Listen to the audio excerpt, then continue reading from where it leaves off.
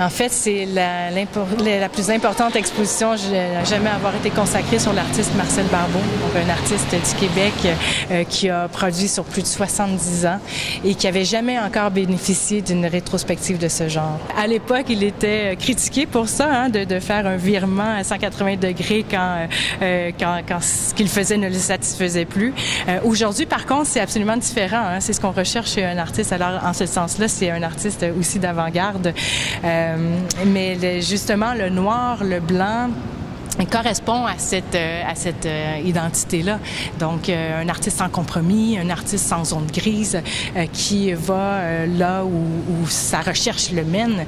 Et ce qui est intéressant avec le noir aussi, c'est l'ensemble des couleurs également qui est rassemblé, qui fait le noir. Et le noir, quand on met des œuvres dessus, ça fait émaner la couleur.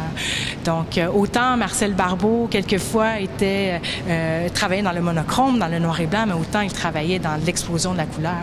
Et c'est ce contraste-là aussi qu'on voulait mettre en valeur en utilisant le noir et le blanc. La courbe vient lier tout ça, justement. Donc, même si ça a l'air très disparate, quand on fait le parcours au fil des salles, on se rend compte qu'il y a une continuité et la courbe vient contribuer à comprendre ça. Dans le cadre de l'exposition Marcel Barbeau, on a fait l'emprunt de 10 œuvres de très, très grand format. On parle d'environ d'auteur de 2 mètres par 4 ou 5 mètres.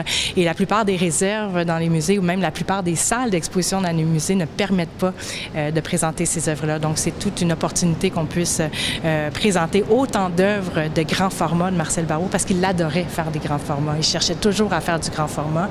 Quelquefois, les ateliers qu'il avait ne lui permettaient pas de le faire.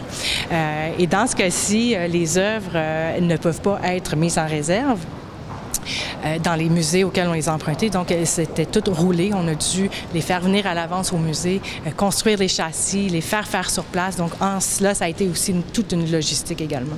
Donc, Marcel Barbeau en mouvement du 11 octobre au 6 janvier 2019 au Musée national des beaux-arts du Québec, dans le pavillon Pierre Lassonde.